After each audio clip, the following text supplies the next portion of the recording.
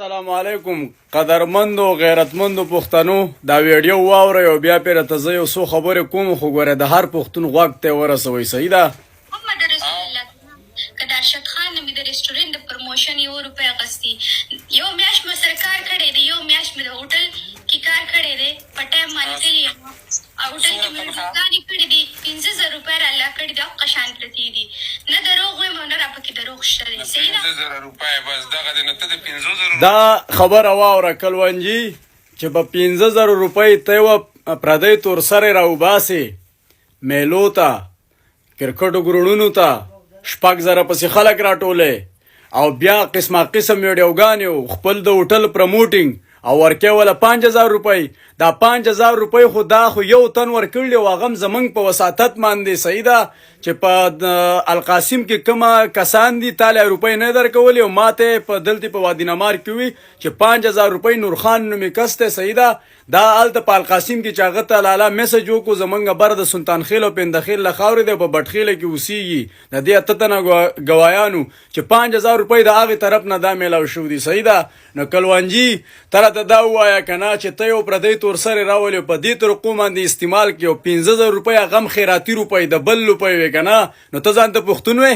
په €15,000 باندې نن تاسو عزت د پاکستان د پښتون د ګجر قوم غونډ دیر بېزتي دا ټول دا تا په دې جنۍ باندې وکړو زه هریان دا یم که نه پښتنو دا واورئ دا دوی چې وایي دا غیرتي پښتانه خلک دي دا په پیسو باندې خرڅېدونکي خلک دي او دا غریبه نه وه د غریب نه موږ زارېږو د کونډې د یتیمې نه زموږ خویندې میاندې دي خو اصلي غیرتي خلک چې دي د هغو کونډې یتیمانې او خویندې میاندې په میډیا باندې خیرونه نه غواړي د هر پښتون ته پته ده چې یو سړی پښتوني که نه د هغه خور او لور که کونډه شي او که یتیمه شي هغه میډیا ته نه ځي دا یو بربنډه در راوستې او بار بار به ده دا وایي پښتنو وایي تاسو کار کوئ که نه کوئ وایي ستاسو ښځې م راولم نو دا خو ډمه وه که نه او د ډمې پرورش د ډمې په کور کې کېږي او ډمه یو ډمه ډمان ګرځئ که نه د دې سره پښتون څه تعلق چې دې کلوانجۍ دا خبره کوله چې کارونه کوئ که نه ستاسو ښځې م راولم نو زه دې پښتنو ته وایم چې پښتنو دا دنیا پاتې ده غیرت او ایمان ما انشاءالله موږ پیژنو په هغه لارو باندې به ځو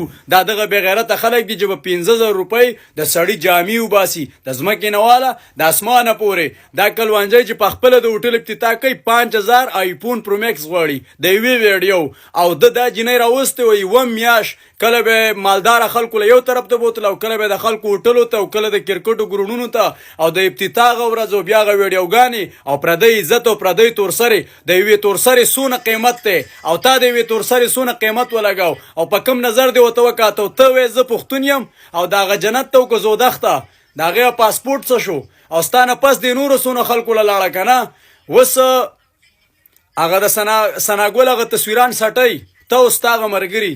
ته اوس تا هغه ملګري په دې ځای کې دا خلک راځي وایي ستا څه حیثیت دی زمونږ دا حیثیت دی که نه چې زمونږ خویندې میاندې په پرده کې ناستې دي او د چا خویندې میاندې نه راولو نه یې په پیسو راولو نه یې په پرې کې راولو او ستاسو دا حیثیت دی که نه چې یو په €15,000 راله پردو خلکو له دغه د دې جنۍ حیثیت دی او د دې بل دا حیثیت دی چې €15,000 دې په سوال د نورو خلکو نه هغه ورته موږ ویلي زموږ مشرانو هغه جنۍ له دې ورکړلی جامې رې تې وخت کې دا ستاسو حیثیت دی بې غیرتو او د دې جنۍ د ملاقات دپاره به چې چاته وي چې یا راشه او یا به درشي که نه نو په دې کې نور کسان مو چې په سکرین ښکاره نه دي دا په اصل کې یو پنجابي راوستې وه $3,000 د یو سلام د خلکو نه اخیستې دي د دې جنۍ په سر باندې او جنۍ له $15,000 ورکړلي دا نورې روپۍ چېرته لاړې د حساب کتاب دی اوس په دې کې ډېرې غلاګانې راښکاره شي انشاءالله